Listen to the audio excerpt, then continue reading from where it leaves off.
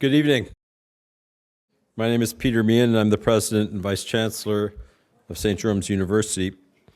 And it's my great pleasure to welcome you once again to the Lectures in Catholic Experience. We'll start with our land acknowledgement.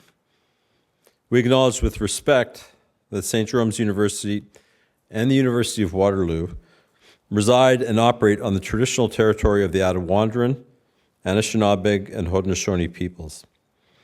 Our university is situated on the Haldeman Tract, the land Frederick Haldeman granted to the Haudenosaunee of the Six Nations of the Grand River in 1784.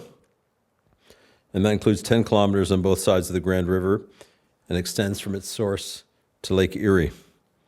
We give thanks for the privilege to work and live on this land, and we are committed to building respectful relationships with Indigenous people and communities to enhance our knowledge and learn how we can have an active role in reconciliation.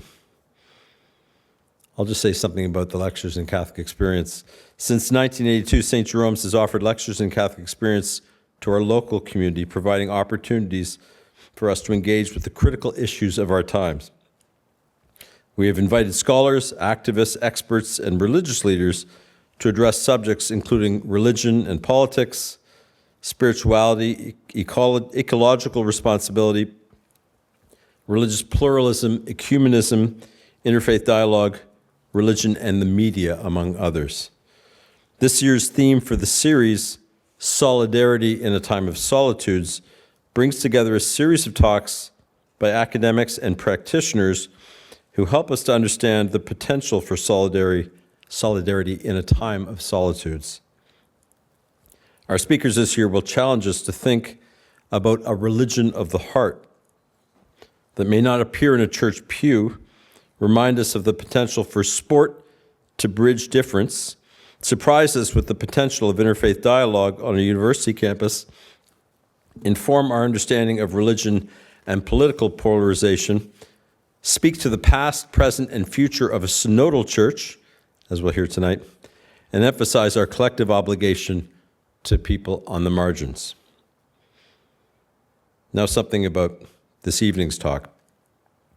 From Vatican II to a synodal church, the recent synod has characterized the synodal path as, quote, a further reception of the Second Vatican Council, prolonging its inspiration and reinvigorating its prophetic force for today's world.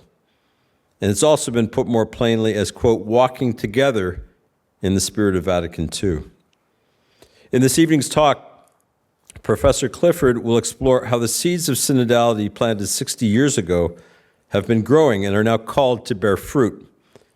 Among them, we consider the Council's recovery of the dignity of all the baptized faithful and the historic reconfiguration of diverse ministries, old and new, to respond to the needs of the 21st century. Now something about our speaker. Catherine E. Clifford is, firstly, an alumna of St. Jerome's College. I was going to say university, but it was college then. She is also a professor of systematic and historical theology at St. Paul University in Ottawa. She holds a PhD in theology from the University of St. Michael's College and a licentiate in theology from the University of Fribourg, Switzerland.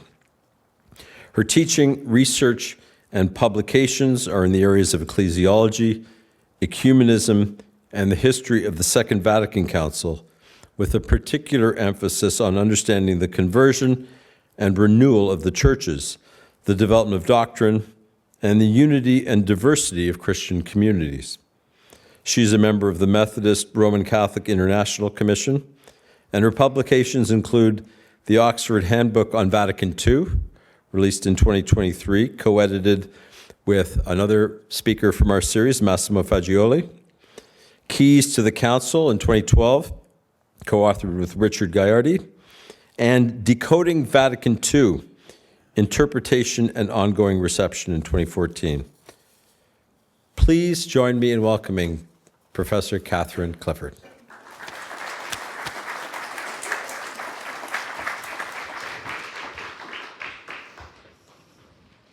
Thank you. I'm very honored to be here for this lecture series, and I think I was here for the first one in 1982 as a young undergraduate. So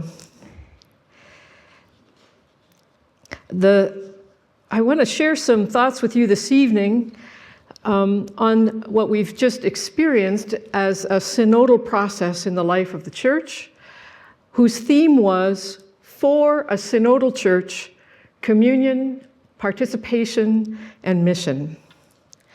As many of you are aware, Pope Francis initiated the synodal process in October of 2021. It has entailed one of the largest consultations in human history, beginning by listening to ordinary Catholics in parishes and dioceses throughout the world. The results of these consultations in the reports from 112 different conferences of bishops were gathered by national and continental conferences, and they form the basis for the work of 2 sessions of the 16th General Assembly of Bishops, of the Synod of Bishops, which gathered in Rome in October 2023 and 2024. Among the many fruits of the process is a final document which was ratified by Pope Francis and which provides an ambitious set of orientations for the reform of the Church going forward. Over the past 3.5 years, we have been on a journey, more focused on process or on the way than on the destination. And that process did not end with the conclusion of the Synodal Assembly, which I was privileged to attend as a delegate. We have now entered the phase of reception and implementation, meaning that a substantial task lies before us. So in what follows, I will attempt to show first how a recovery of a more robust practice of synodality marks a new stage in the reception of several key aspects of the teaching of the Second Vatican Council. And then in the second part, I wish to draw your attention to several orientations in the Synod's final document, especially those that touch the life of your parish and your diocese, since this is where ordinary Catholics will experience its promised reforms most directly. Indeed, such a reform cannot take place without them, not without you.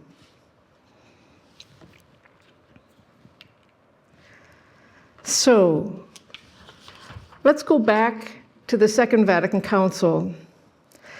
There are clear connections between the renewal of synodality in our day and the event of Vatican II, even if the Council doesn't use the term directly. Synodality is a bit of a neologism, a new term. The Vatican II sought to renew the Catholic Church so that it might better proclaim the gospel in the modern age, one marked by increasing secularization and the need for greater enculturation, with an appropriate diversity of expression within the local churches that make up the global Catholic Church. I was reading today, the new yearbook is out, we've surpassed 1.4 billion members of the Church.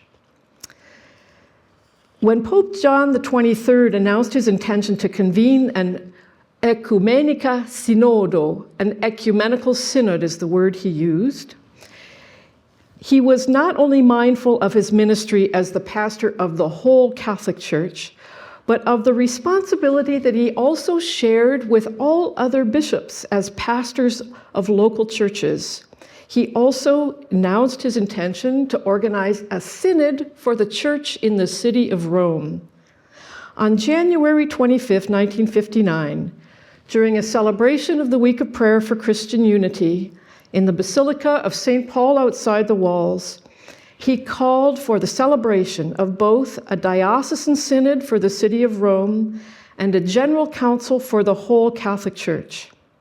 Further, he noted that this updating of the Church would also necessitate the elaboration of a new code of canon law so that the insights of the council might guide the practice and discipline of the church going forward. I'm going to say a few words tonight about canon law. So I'm just giving you a heads up here. These things are related.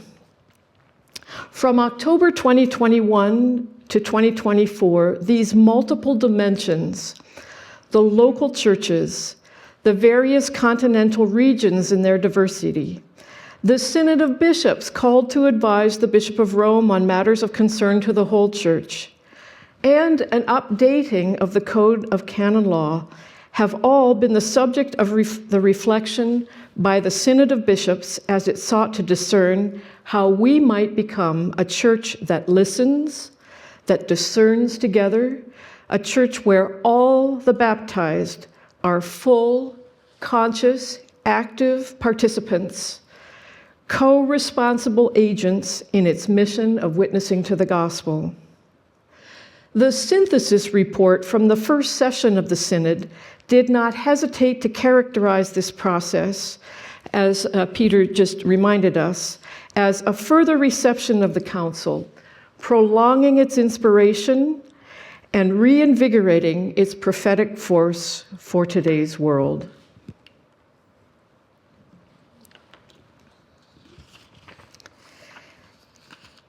It was the patriarch of the Melkites, Maximos IV Seg, who first suggested the need for a synod for the whole church.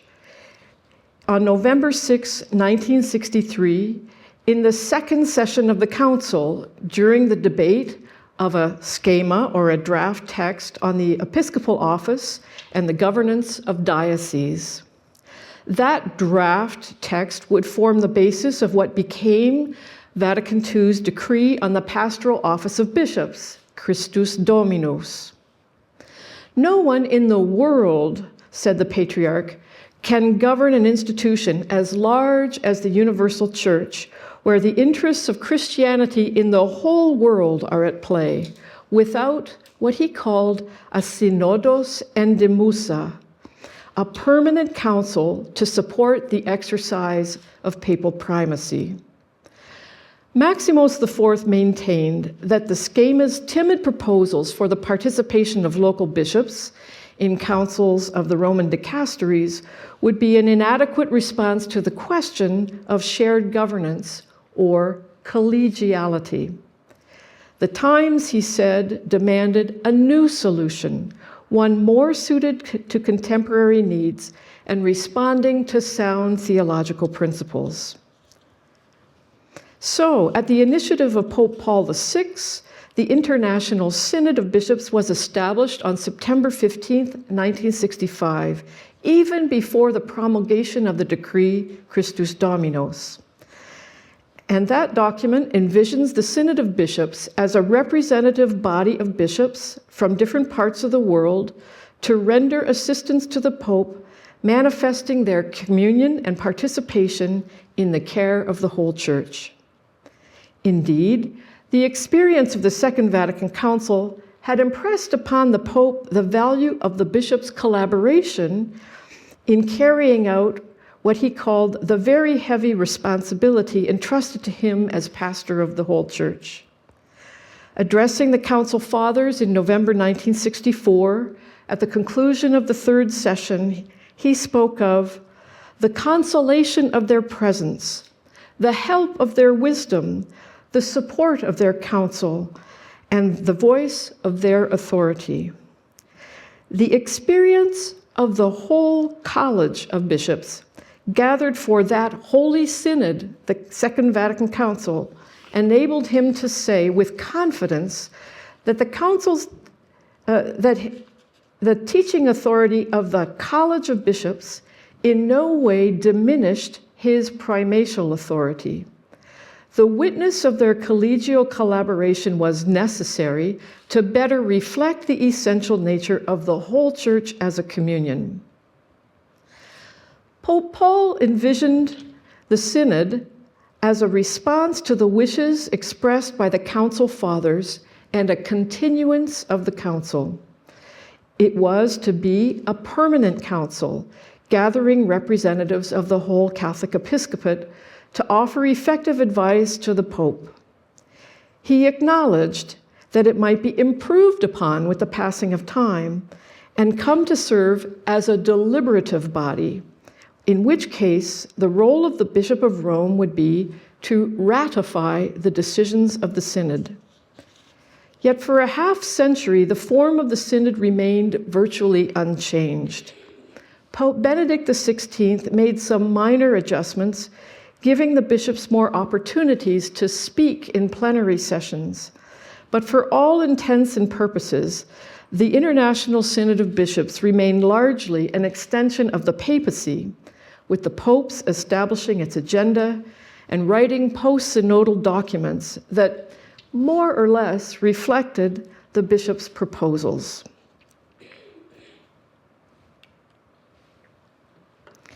From the beginning of his pontificate, Pope Francis has sought to broaden our understanding of the Synod of Bishops in light of Vatican II's teaching on the equal dignity of all the baptized faithful, all of whom make up the holy pilgrim people of God, a people on the way. Where the Synod, envisioned by Paul VI, sought to express the collegial exercise of authority by the bishops, Francis is calling us to overcome the abstraction of the bishop's charge as presiders over local churches from the flesh and blood communities of believers that they serve. The faith that they teach is the shared faith of all believers, of the holy people of God, under the guidance of the Spirit. Under Francis' leadership, the Synod, which is principally a gathering of bishops who represent the local churches, is becoming a place where the voices of the various local churches can be heard.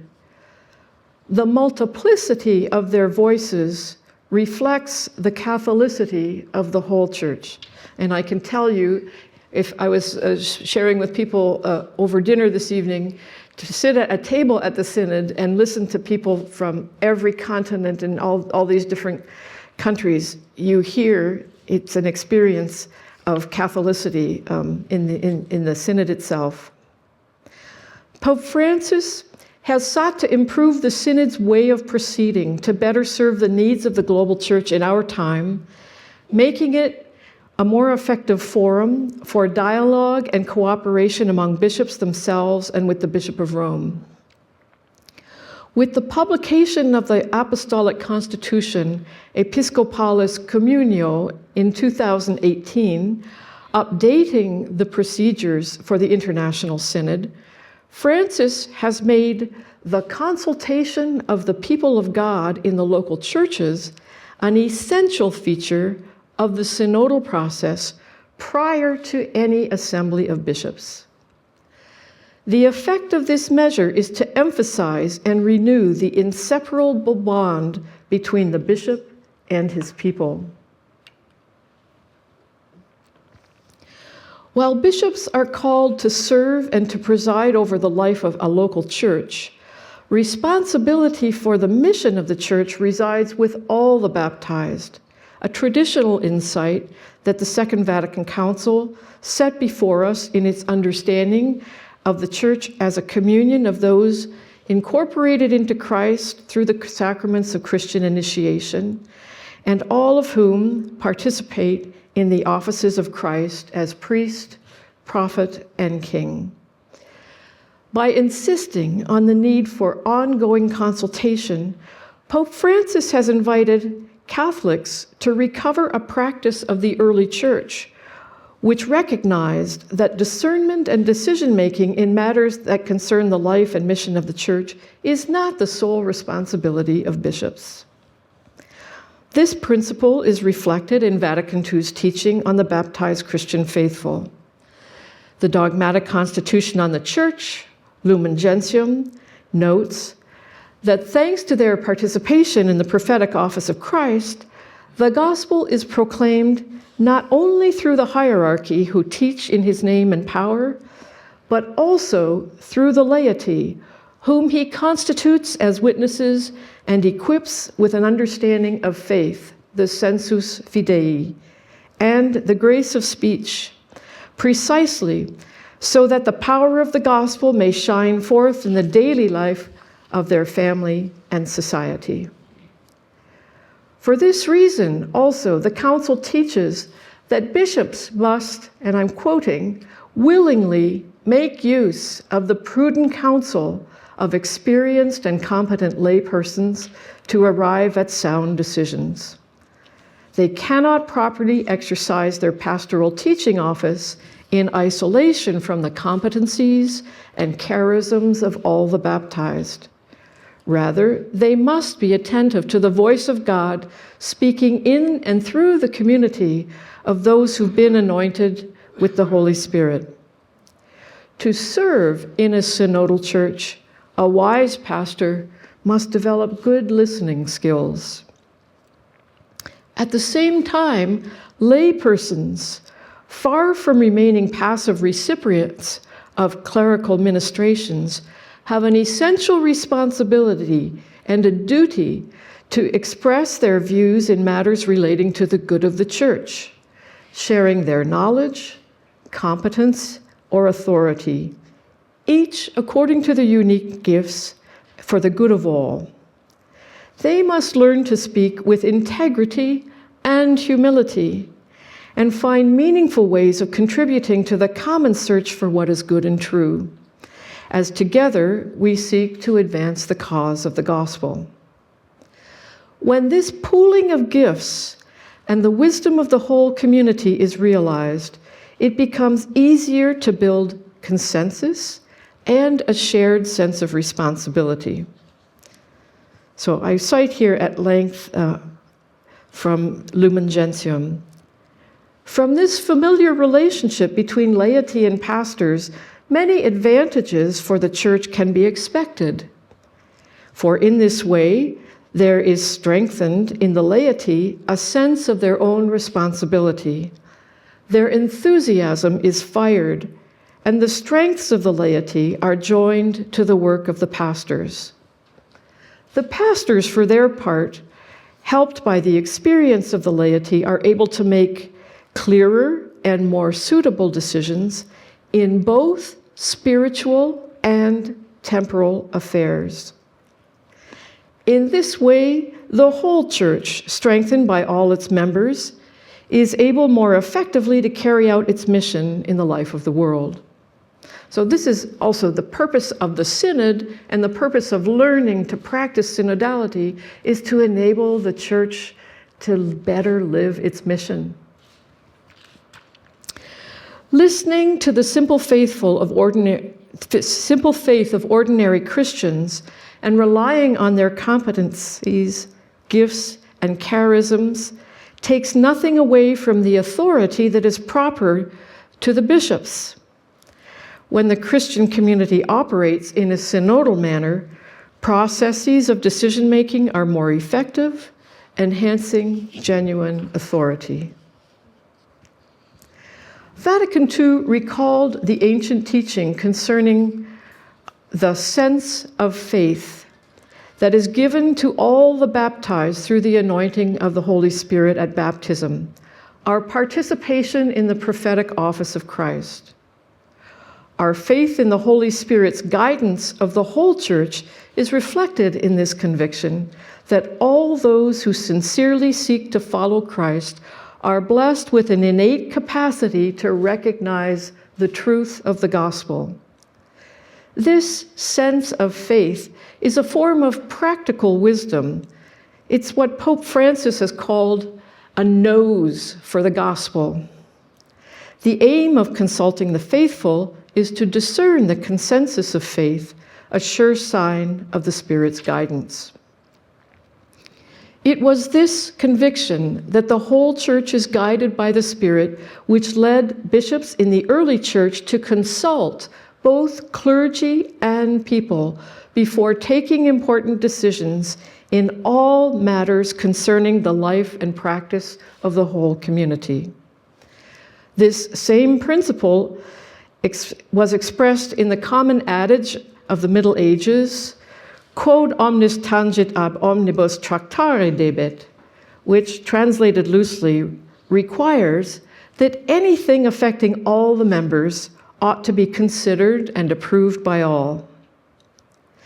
Recalling this principle on the 50th anniversary of the establishment of the Synod, Pope Francis affirms, "The Synod of Bishops is the point of convergence of this listening process conducted at every level of the Church's life. The Synod process begins by listening to the people of God, which also shares in Christ's prophetic office."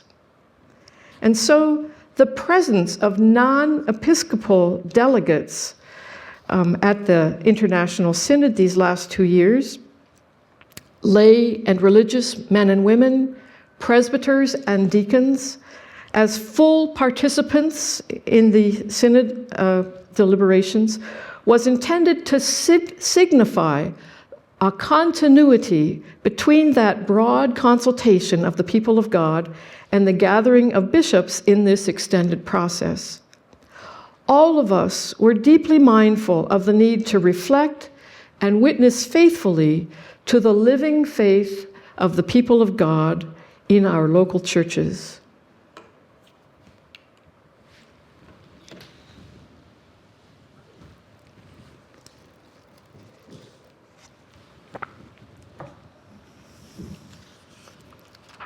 Since the Second Vatican Council, Catholics have been engaged in ecumenical dialogue and seeking to overcome disagreements in the understanding of Christian ministry and ordained ministry, including the ministry of episcopae, or the oversight of bishops, and the exercise of authority in the Church.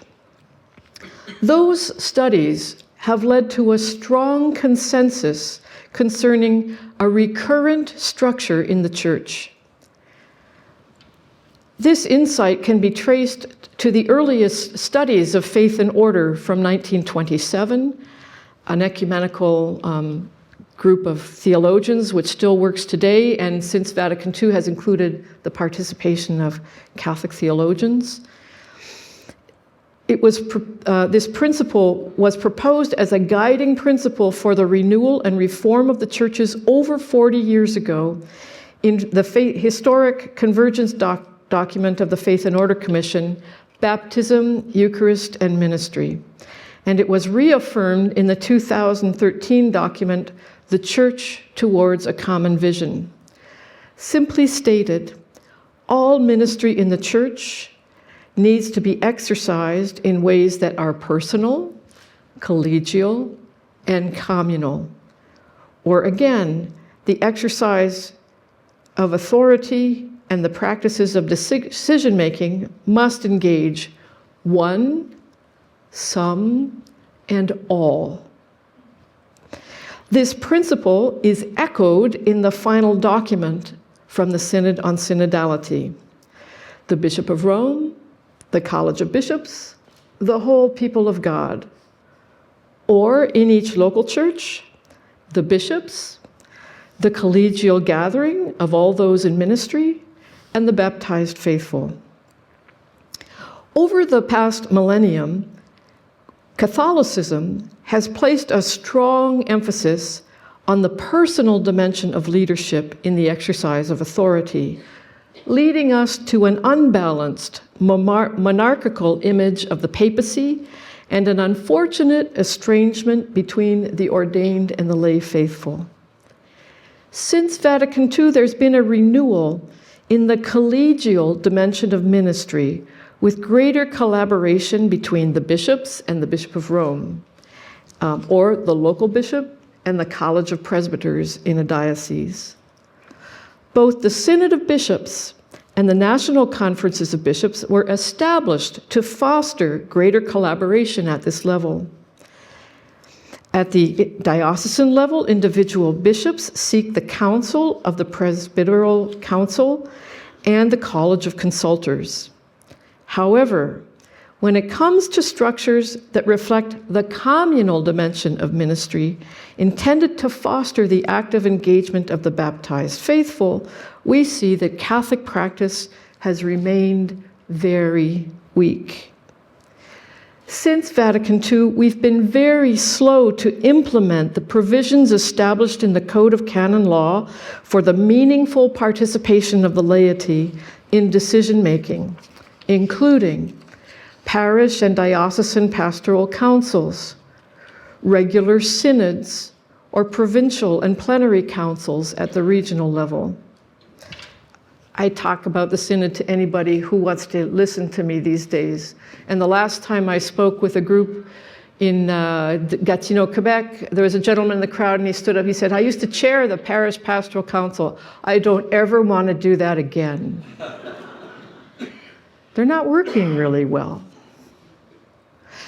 Even where these bodies do exist, they've often remained formalistic instruments of the clergy that fail to serve their pastoral purpose of fostering effective co-responsibility in mission. Similarly, while the Code of Canon Law maintains the principle of consulting the faithful in the selection of suitable candidates for the office of bishops, existing procedures lack transparency, and this consultation is not very wide-ranging. A fuller recovery of structures and practices for collective listening and discernment is essential to revitalizing the practice of synodality and fostering a culture that values the participation of all.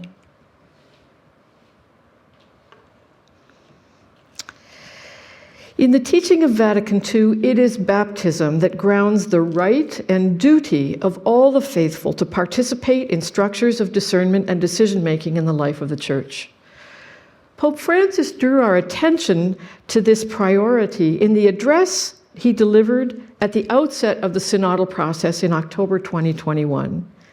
His comments bear repeating, for they capture the crux of the challenge before us. I'm citing him here. This is not a matter of form, but of faith. Participation is a requirement of the faith received at baptism. As the Apostle Paul says, "In the one Spirit we were all baptized into one body."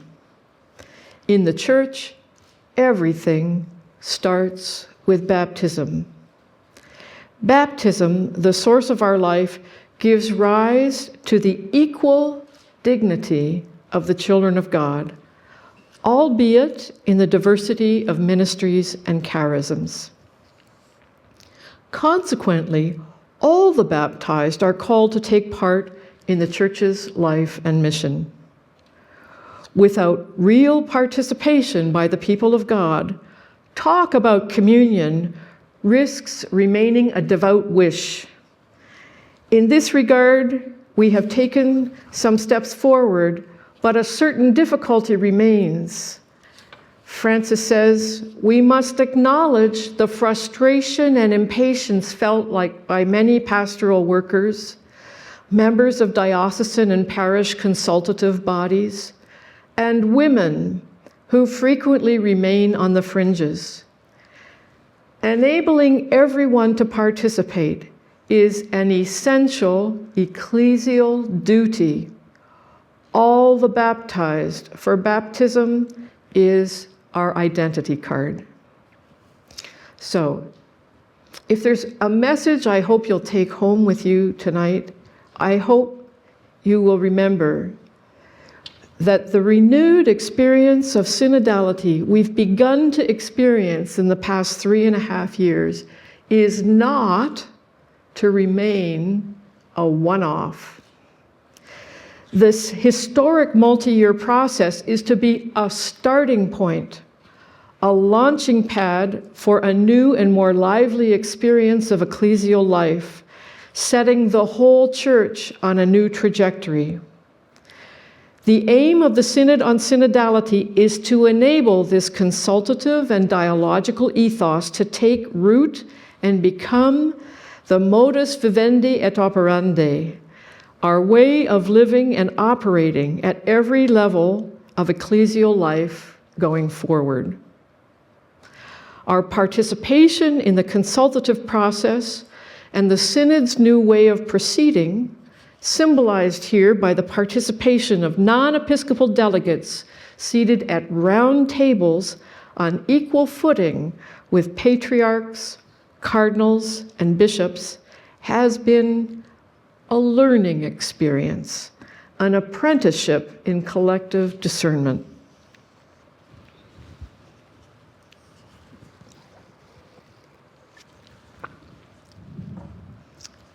In a world driven by measures of performance and productivity, Christians are guided by other standards of self-evaluation and decision-making.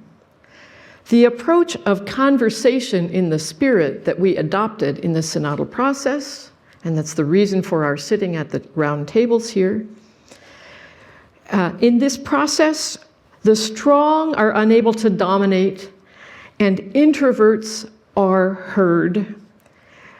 This process invited all of us to an attitude of humility and mutual listening. Entering this intense experience of prayerful listening, we were inevitably called to conversion, to let go of some of our valued positions, to revise our perception of those with whom we disagree. Through the practice of prayerful listening, we came to know one another as brothers and sisters in Christ, all of whom desire the good of God's people. Slowly and with much patience, we were enabled to discern together a path of deepening faith, the next step on the path of following Jesus in service to the world. On the way, we learn to distinguish that which leads us to genuine encounter with Christ and to growth as authentic witnesses of his love. To distinguish that from all that hinders us on the path of continual conversion. Now, any smart organizational theorist is going to tell you this is not a very efficient way to run a meeting. But conversation in the Spirit is a way to build community, one that is shaped by the Word of God, that attends to the Holy Spirit, and can discern the signs of the times. So, these are some of the principles that are in the teaching of Vatican II. We heard about the shared dignity of the baptized faithful, the guidance of the Holy Spirit that is given to the whole people of God, the need to restore balance between the personal, collegial, and communal dimensions of ministry and the exercise of authority. I want to spend the rest of the time we have together looking now at some of the orientations that are in the final document from the Synod, which provides a series of fundamental orientations for the reform of the Church in our structures and practices for discernment and decision-making going forward.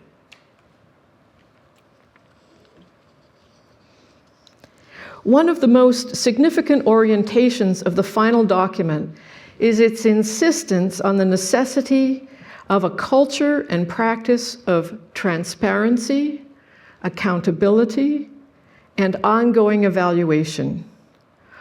Of all ecclesial ministries, lay and ordained, and of all participatory bodies for decision-making at every level of church life. I think this is pretty revolutionary language for an ecclesial document. The document observes, quote, wherever the Church enjoys trust, the practice of transparency, accountability, and evaluation helps to strengthen its credibility. And it acknowledges that such practices are even more critical where the Church's credibility needs rebuilding.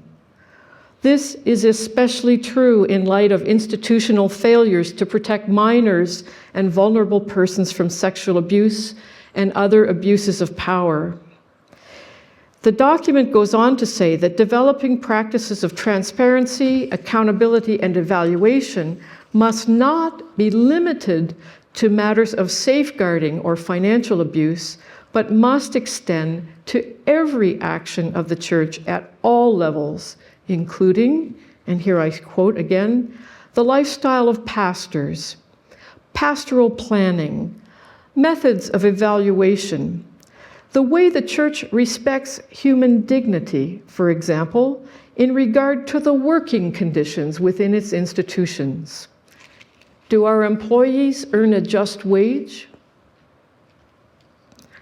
The document notes that those in positions of authority have greater responsibility and accountability, since they are called to account for these things to God and to His people. Then, in something of an understatement, it notes, while accountability to one's superiors has been practiced over the centuries, the dimension of being accountable to the community is in need of restoration. The American canonist John Beale has observed that the existing provisions for the Code of Canon Law, all lines of accountability go up, but none go down back to the people. The Synod calls us to restore this interface with the community by calling those engaged in any kind of ministry to undergo regular evaluation. Such a process is not a judgment of their person, but is intended to assist them by highlighting positive aspects of their ministry and bringing to light areas for improvement. Here, the aim is to support leaders in their ministry and to foster a culture of ongoing formation and personal growth.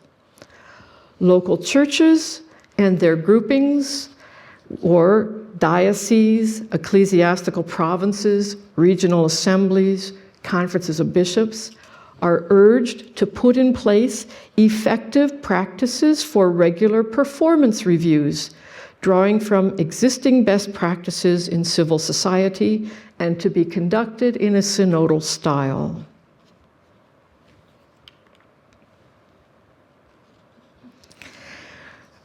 Forgive me, I'm going to talk for the next while about canon law here and there, but I'm doing this so I want you to think about what effect this will have in the real life of your parish community, in the real life of your diocesan church. Existing canon law describes the appropriate bodies for participation of the baptized in decision-making: parish and diocesan pastoral councils, the presbyteral council, and the diocesan synod as merely or only consultative, though in some matters the consent of the presbyteral council is required. In a pointed request for the revision of the Code of Canon Law on these matters, the Synod requests that this language be revised to eliminate the possibility of ambiguity concerning the essential character of these structures. Of course, a purely structural reform will not accomplish the extensive renewal envisioned by the Synod. The deep conversion needed to help us grow into a truly synodal church of co-responsible disciples requires a spiritual transformation leading to a substantial shift in culture. Again, those of you who know organizational theory will know the adage, culture eats strategy for breakfast. The final document of the Synod sees an essential aspect of shifting that culture in a deepening of our understanding of the purpose and practice of consultation. The goal is, and the path is, collective decision-making, where leaders consult widely to ensure that the decisions taken are the fruit of the obedience of all to what God desires for the church. Processes of collective decision-making aim at collective obedience.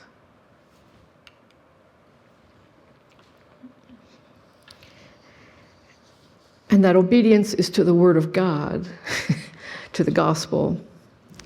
I hope that goes without saying.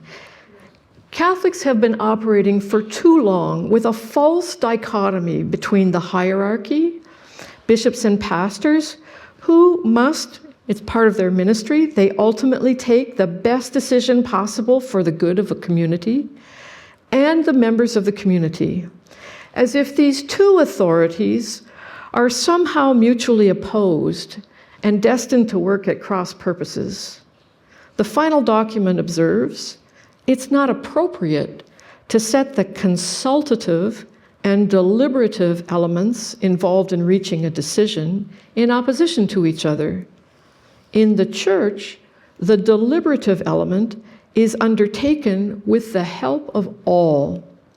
For this reason, those with pastoral authority are obliged to listen to those who participate in the consultation and may not act as if that consultation had not taken place. I'm quoting the Synod document. I'm not making this up. Further, they're not to go against the advice emerging from that consultation without a compelling reason which must be properly explained. Properly understood, the exercise of authority in the Church does not consist in an arbitrary imposition of will. So the goal is to build consensus. The goal is for us to move together. In a truly synodal church, discernment and decision-making are collective processes aimed at building consensus. When authority is exercised in this way, bishops and pastors will take better decisions, and the community will be better prepared to embrace the outcome. The final document spells out important stages in the decision-making process that every parish and diocese is now invited to put in practice, including the clarification of roles, the open and transparent sharing of relevant information, the manner of offering advice, and the clear formulation and communication of decisions. But the process does not end there. In most cases, our decisions are imperfect and somewhat provisional. We take the best decision possible considering the information at our disposition and for the good of all concerned. The process of decision-making, the final document says, must include an evaluative phase where we examine the effectiveness of the process, the decision, and its outcomes. We must always be ready to revisit our determination when we discover unintended consequences or new data. We do this with humility, recognizing we're all pilgrims on the way, always prepared to learn and grow in grace and knowledge.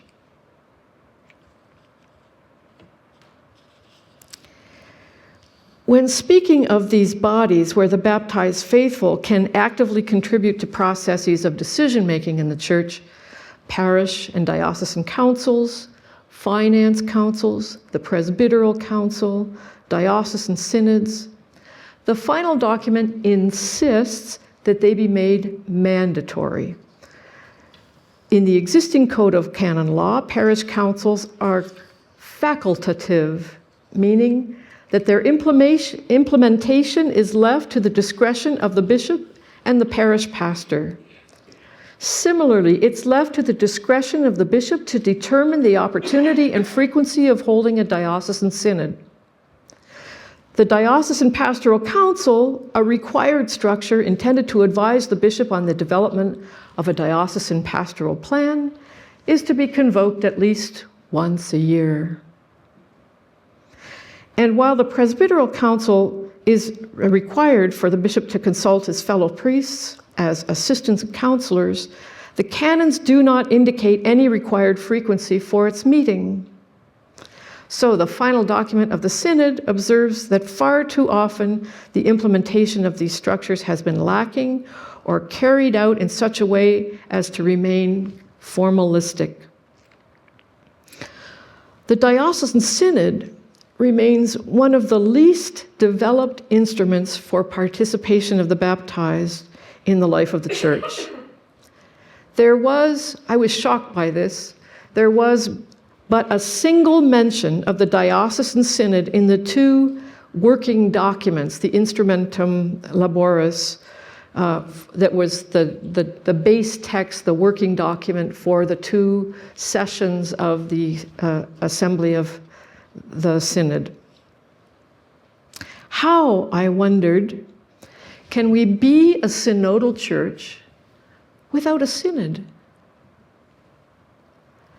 Synods were a regular occurrence in the life of the early church at both the diocesan and regional level. In the Middle Ages, this was an annual event. And we can trace this in the canons of church councils. From the Middle Ages to the Tridentine period, conciliar legislation stipulated that diocesan synods meet every year. But in a sign that this had fallen into disuse, the 1917 Code of Canon Law stipulated that a synod ought to be convoked by a bishop every 10 years. This norm was rarely observed. And since the Second Vatican Council, synods have remained a rare occurrence in local churches. Almost 3/4 of the world's dioceses have not held a synod or comparable assembly since 1965. This is the principal body for consulting the whole people of God in each place. And as such, the diocesan synod should be a permanent structure in the church. It is a space not only for the bishop to listen, but for all to celebrate the faith of the church. I go back to John the 23rd when he said we're going to celebrate a synod in the local diocese of Rome. We celebrate synods. This is also a moment to discern pastoral and missional priorities. The final document of the envisions the diocesan synod as the appropriate venue for the bishop and those who assist him to give an accounting of the diocesan pastoral plan, of the diocesan finances, of safeguarding practices, and the implementation of synodality. You could add other agenda items in there. It calls for, the final document calls for the revitalization of the diocesan synod so that it might be more highly valued as a body for regular consultation between the bishop and the people of God in the local church. And finally, the document requests that the Code of Canon Law be revised to ensure that all these other structures, these participatory bodies, meet on a regular, not a rare or infrequent basis.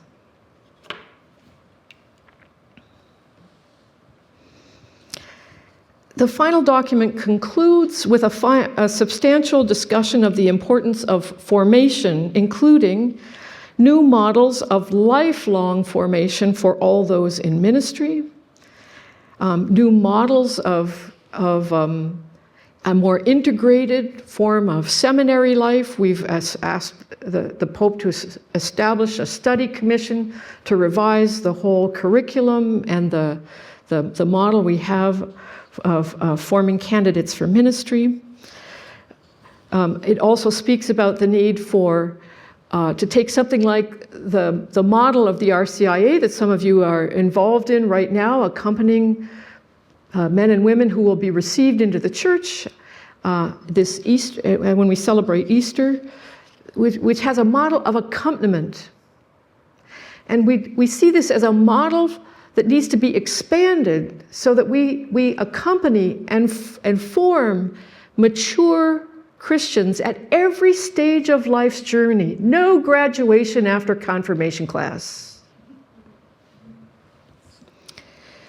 We must be prepared to invest heavily. The document uses this word. We must invest energy, and I would say resources, in the formation of formators. going forward. We have to be ready to form competent Christians, mature Christians, at every stage of Christian life on the path of discipleship.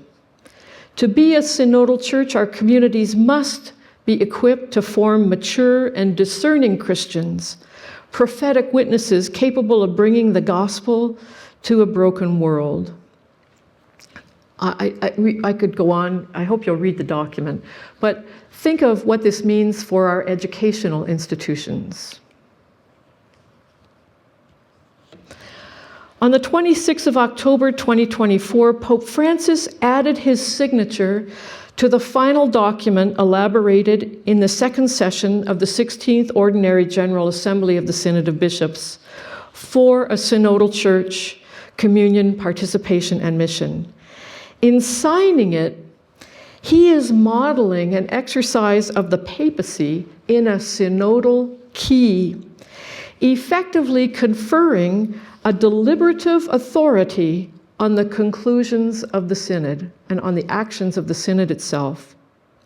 Its final document now stands as part of the ordinary magisterium of the successor of Peter, albeit a form of exercise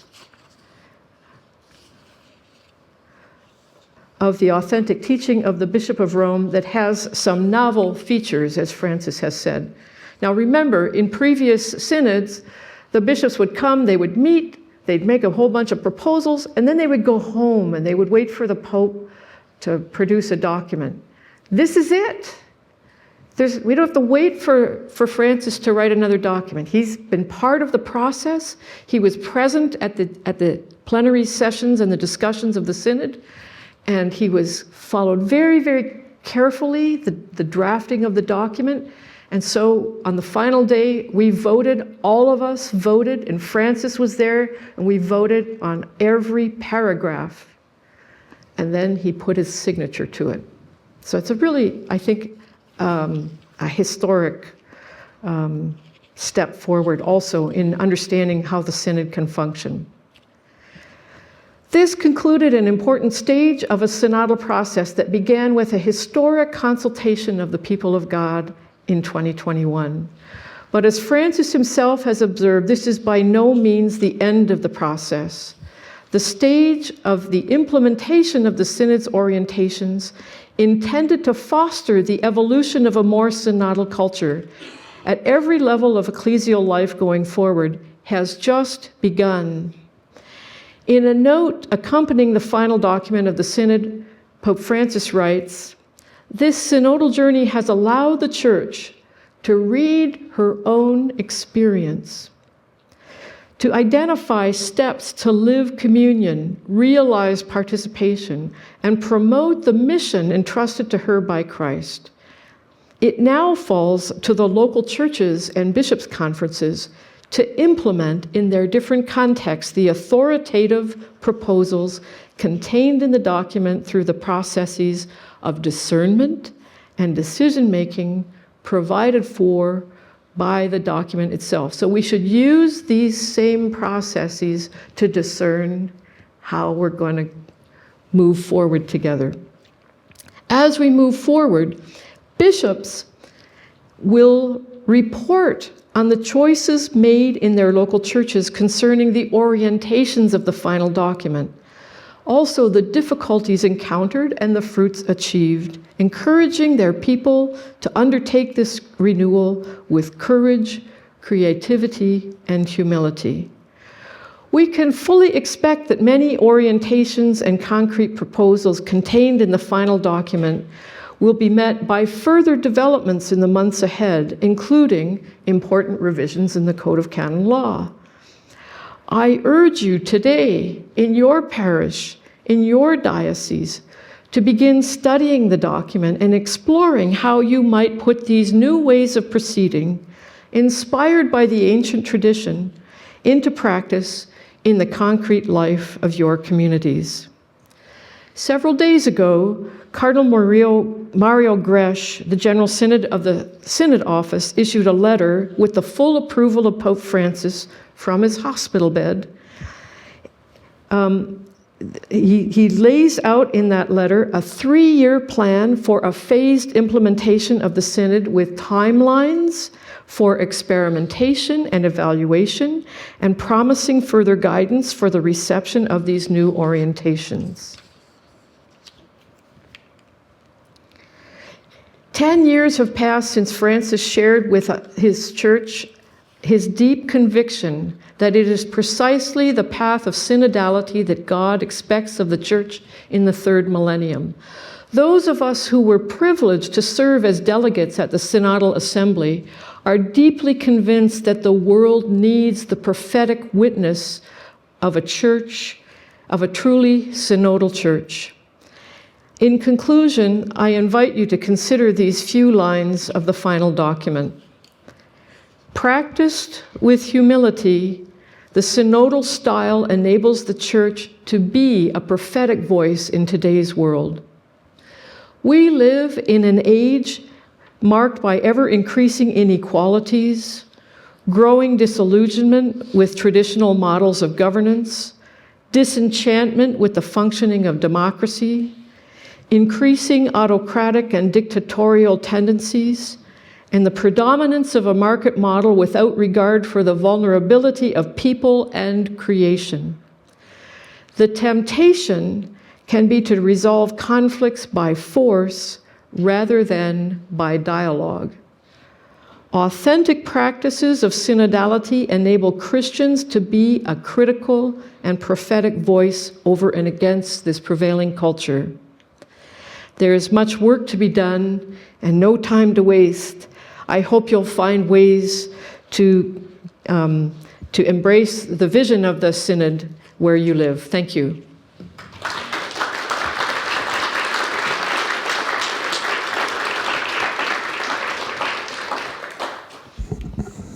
Thank you very much. Professor Clifford has time for questions, and so this is normally when we'd invite you to come up. We have microphones in 3 different locations here. If you have questions, please speak into the microphone because we have an audience online and we're recording this and we want them to be able to hear the questions as well. And Kathy will moderate her own questions. There you go. Thank you. Yes. Hi, I'm Katarina Lindman, and I might have been here for the first lecture too, I don't know. So in your conclusion, you were saying that if we do this well, then Christians can become a critical and prophetic voice in the world, against our current culture.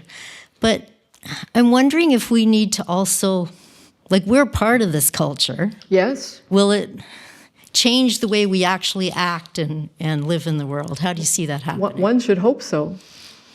I don't think, I'll just reflect a little bit on my experience of being a delegate at the Synod. There are lots of naysayers. When Francis announced that he wants to do this, I thought, he's lost his mind. We're in the middle of a global pandemic and he wants us to get together. Mm-hmm. And we don't know anything about how to do this. We have no experience of this. But Francis has made a bet that if we try it, we're going to learn. And when we arrived in Rome, there were many people who were very nervous about this. Some of the bishops who were even there and had lots of fears, let's say fears and anxieties about it, or lots of mistrust. But entering into the process changes us. We grew as a community. There was a lot of tension in the first session of the Synod. They took us out, 300 people, to a retreat center outside the city of Rome for 3 days, where we needed to break the ice. And we need to start talking to each other and sharing meals together and beginning to practice these conversations in the Spirit. And the more we did it, the more we learned, the more, and this is a very different kind of conversation. I do not go into this kind of conversation with the goal of winning an argument and convincing everybody around the table that I'm right, because there are other perspectives. But we have to trust that when we put our different perspectives together, we're going to come to a better point of view, a fuller picture of things. Mm-hmm. And we may not all be ready to move forward at the same pace. That's the other thing. But I think that this experience of encountering each other in a very prayerful context changes us. So when we came back in the second year, it was like old home week. We were happy to see each other. We knew each other. We had built bonds of trust. We'd already been, in a sense, converted by the experience of the process. And it was simpler for us to settle in and go right to work. So I think those of us who've experienced it, people will always tell you, just trust the process. Oh, yeah. No, trust the process, because it's been tried and true. And I think there's a wisdom in that. So it's not perfect. It's not perfect. There are questions we're not going to resolve immediately. But in a world, I was thinking, the Massey lectures last year by Ian Williams were on the fact that we need to have a conversation about having a conversation, because we're not capable of speaking civilly to each other in our society and culture today. And that's true. It's equally true in our church. If we can commit to learning how to have a conversation, I think important things can happen. And we want to model this for the world we live in. Okay, thank you. That really gave me a lot of hope. Thanks. Yes. Thank you for sharing your enthusiasm for promoting an authentic culture of synodality. I'm curious, though, do you have any insights into, how can we effectively ensure that there is representation of the full diversity of our communities? Pastoral councils and other consultative bodies, who can participate in those are often the people who have the material, social, and cultural capital, who don't have to, who can afford childcare and don't have to work multiple jobs. They're the ones who could turn out to represent them. And if only those voices are heard, doesn't it distort, the sense of the faith that is being represented in that consultation process? So do you have insights into how do you build structures that really bring more people in? This is a point that is raised in the Synod documents, and we want to be sure that some serious thought is given to exactly how we choose who will sit on pastoral councils at the diocesan and parish level, so that it's truly representative, that's intergenerational, that there'll be cultural diversity. There can be also, we can invite ecumenical partners into some of our conversations, marginalized groups. One thing we didn't succeed in doing in the first consultation process was really hear the people who are on the margins of our community, or the people who have left. We need to hear them. We need to understand why they left. One woman in my parish said, "What if we just asked everybody to bring one of their kids? Because none of their kids are going to church. We need to hear why. We need to listen." And so we have to do this. We have to be very intentional about this. The other thing is very clear. We have to say, it's not the pastor or the bishop who's going to handpick who sits on their council. No, there has to be another way of selecting the members of the council, and it has to be broadly representative of the whole community. So thank you. It's a very important point. Thank you.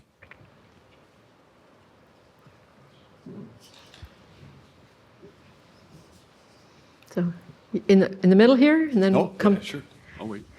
I just wanted to ask. Could you just come closer? I wanted to ask whether there were other churches, communities, business organizations, community groups that had already built this wheel that there could be something to learn from. Was Yes. that discussed, or was it? Yes. Okay. Yes. Can you elaborate It's in on the some documents. of that? Wonderful. The Synod recognizes that many men and women's religious congregations have a long experience of practicing communal discernment and decision-making. And we need to learn from their experience and wisdom.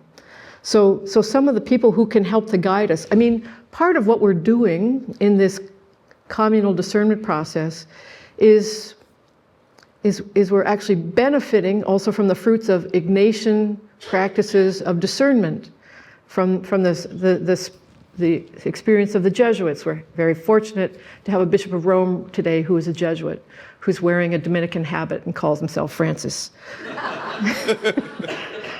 But so that's one place that we can learn.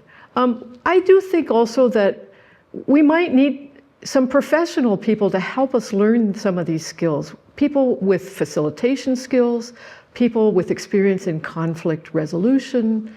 I mean, we need to look for the resources that can help us learn these skills and practices. Thank you. Thank you, Professor Clifford. So my comments are really a little different. First of all, I'm really excited about the synodal process. I'm excited about the new direction of the church and where it's being invited to go. I can imagine trying to articulate 2 years of experiences in an hour. So taking all that in consideration, one of the things that jumped out to me this year as they gathered was the penitential service that began this year's conference, right? Yes. And the 7 sins of the church. I personally like the sin of tossing doctrine at people as stones, that sort of thing. So I'm just wondering if maybe you can comment if you're at that service and what it was like and what was sort of the air and the energy and the essence of it, because I found that a rich. I know you did the retreat to start. But thank you. So what Father Sean is referring to is at the one of the opening liturgies for this second session of the Synod this last October took place in St. Peter's Basilica, and it was a penitential liturgy. Last year we began with an ecumenical celebration, where the leaders of all the Christian world communions were present together with Pope Francis to lead us through, I think, an important moment also of entering into the process. Who could have imagined that a survivor of sexual abuse would recount his story inside St. Peter's Basilica in the presence of 300 bishops and cardinals and the Pope? And that someone would be there, one of the cardinals from the Roman Curia would ask for forgiveness in our name, This was very important, and it was very important to those of us who were delegates at the Synod to understand, why are we doing this?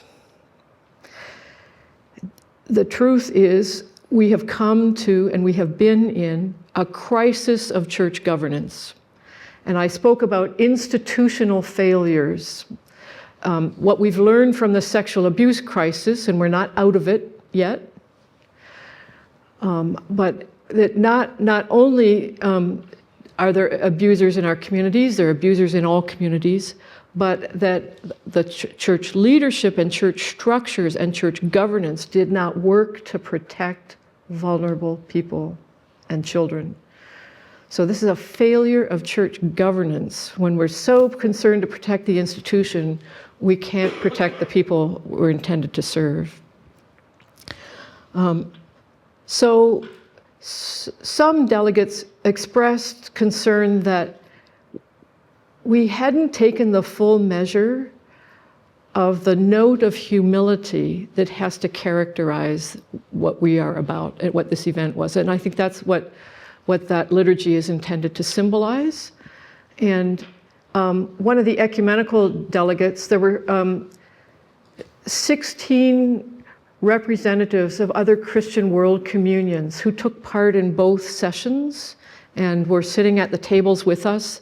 They participated fully in the conversations. They addressed the plenary assembly. The only thing they didn't do is vote. But one of the heads, the head of the Pentecostal World Assemblies said at a press conference afterwards, oh no, we did a webinar together, sorry. We did a webinar listening to the experience of the ecumenical delegates. And he said, he was so moved to be at this meeting where the Catholic Church showed itself to be very vulnerable. Like, here we are, we're looking at our dirty laundry here, and we have to deal with it. So I think that's a very important step towards growth and some kind of healing. Hello. Yes. Mark Lubchuk. I can tell you that our parish had its second meeting in the synod, and I think it was a very difficult a meeting. There's no doubt about it, and I think everybody, or at least the majority of participants, would be very agreeable with that. And I think the problem that we may face as a global church is that the parishioners, at least at first blush, seem to be very laissez-faire. It's let somebody else take care of us. Mm-hmm. And so I don't know what will take to cause that spirit to come out of our parishioners. In number one, just talking, because we've just discussed all the difficulties we have speaking to each other, because we are listeners. We come and listen. So I think it's going to be an interesting time to convert from listener to active participant. Yeah, I think that's a fair reflection. I think we could say that of many of our communities. We haven't done a very good job of helping members of our community understand who they are as the baptized people of God. To understand that the way they live all week long, they are our presence in the community, in society. And that the purpose of our gathering on Sunday is not to have a comfortable hour, but to equip mature Christians to go out in the world and to witness to our faith together in the way they live and in the way they do everything. So our community, we come together to support each other in that mission. We're not mission-minded. And this is why formation will be so important going forward. And I would just say also, what the Synod envisions here, we understand this is something that will not change overnight. This is, we're talking about a generational change. But it begins from baptism, and it means, staying with people all through their faith journey so that they're intentionally engaged Christians at every stage of life. Thank you, Dr. Clifford. You mentioned some of the ecumenical aspect of the engagement you were participating in with the Global Synod. And I was wondering if you had any thoughts about something I came across of an Australian association. I don't know if it was scholars or sort of an interfaith, a Catholic religious association that had decided to take an interfaith engagement approach. And I found it really interesting because in the discussion about it, it was it didn't say we're not practicing mission, but it said we decided to focus on listening. And I was thinking about that, and I was thinking about, the Synod as these practices of healing some of the hurts within the church to do with abuse. But, it also got me thinking about, the mechanisms, the practices, the habits we have to think about dialogue, with the Catholic tradition and other religions, or say in a decolonial context of dealing with issues around truth and reconciliation. And yet with the Synod framed around mission, as I was reading this, I was thinking, I'm not sure how comfortable I would be if I saw an event under the auspices of Synod, unless that was where's the mission piece there in terms of an aspect of dialogue, right? And I know that it's a much bigger question about what is mission and what is dialogue, but I just wonder if you could speak to that either in terms of the interfaith piece or in terms of the role of this work in that decolonial context. So I could say that these are concerns that were raised by bishops present at the Synod themselves. In the first session, some bishops were wanted to say, we're not comfortable with using the word mission because of the history of the church and because of the harm that has been done by missionaries. Or they live in contexts where you can't be a Christian and be out because they're in a non-Christian world, or they're in a different political context. So they can't be seen to have any intention of converting or proselytizing or doing mission in that sense. But there's a good tradition that comes to us actually from Asia, and I think your Australian community would have been influenced by this. The Federation of Asian Bishops' Conferences has said that they've adopted an approach of a threefold dialogue with the poor, dialogue with different cultures, but interfaith dialogue. Also, you cannot be a Christian in Asia. You will be a minority in the minority if you're in Asia, in most Christian countries except the Philippines. But Christians are maybe 3% of the population, 1 to 3%. So you must have an openness to people of other religions. So that's I think there are experiences around the world of a different approach, and we can learn from that here in Canada also. And I think we're learning through the Truth and Reconciliation process that there are many things in Indigenous cultures and spirituality that we can learn from and be enriched by, even in our Christian practice. So we're learning that through dialogue. The last thing I would say is synodality. The first time Francis speaks about it is in that interview he gave in the summer of 2013, soon after his election, with Father Antonio Spadaro. And he said, oh yes, ecumenism. Well, I think that we need to learn that we can learn and receive from other churches. Take this idea, for example, he said, I just finished reading this document from the Orthodox Catholic Dialogue, and they've been talking about synodality. The Eastern Orthodox churches practice synodality and collegiality, and there's things that we can learn and receive from them. So I think all of our churches today are also in a space where we're learning from each other and receiving from each other's gifts. So I think that these practices of dialogue can help us all. Other churches are watching what we're doing and how we practice synodality. They know that they're also struggling with practices of governance and the challenges of staying united as global communities. So we're all learning together here. Thank you.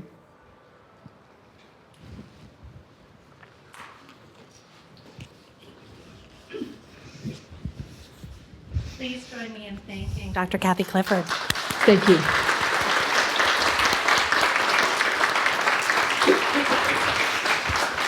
My name is Carol Ann McGregor. I'm the Vice President, Academic and Dean here, and I'm just going to conclude with a couple of announcements and thank yous. So first, if you had a friend or colleague who couldn't make Dr. Clifford's talk this evening, it is recorded and we'll be posting it to YouTube, so that link will be available for anyone who couldn't join in real time. We also have some representatives here tonight from Concerned Lay Catholics, which is a group of folks who are organizing a conference in June on the Synod and its implications for the Canadian Church specifically. So we'll share details of those events with folks who registered for this event in case you're interested in continuing that conversation. Our thanks to those of you who registered for the event with Dr. Gary Adler, who had to cancel for a family health emergency. For those of you interested in that topic of how Catholics govern, we are going to reschedule his talk for our series next year, so stay tuned for details about that. And we have one more lecture in our series for this year. We hope many of you will be able to join us on May 15th when we'll welcome Father Greg Boyle, a recent recipient of the Presidential Medal of Freedom awarded in one of his last acts by President Biden, and founder of Homeboy Industries. He'll speak to us about his new book, Cherished Belonging: The Healing Power of Love in Divided Times. Some of you may know him from his New York Times bestselling book, Tattoos on the Heart. That's May 15th, so hope to see some of you there. And then finally, just a few thank yous. I have a new staff member in my office, Patience Silas. She has taken over organizing the logistics of this event. This was her first one, so thank you, Patience, for all of the work that you did to make tonight run smoothly. We have Norm and our friends from the Unmarketing group who are responsible for making sure that our friends can watch us online and that the recording gets posted on YouTube. So thank you, Unmarketing group. Our friends at Dana Hospitality and Pam in particular provide our snacks. There are still some out there, so we hope that you'll take one for the road or pour yourself another cup of tea and talk to friends about this lecture in the lobby. And then our friends from Wordsworth Brooks are in the back selling copies of Dr. Clifford's work and related works, so be sure to check that out as well. So thank you very much and have a good evening.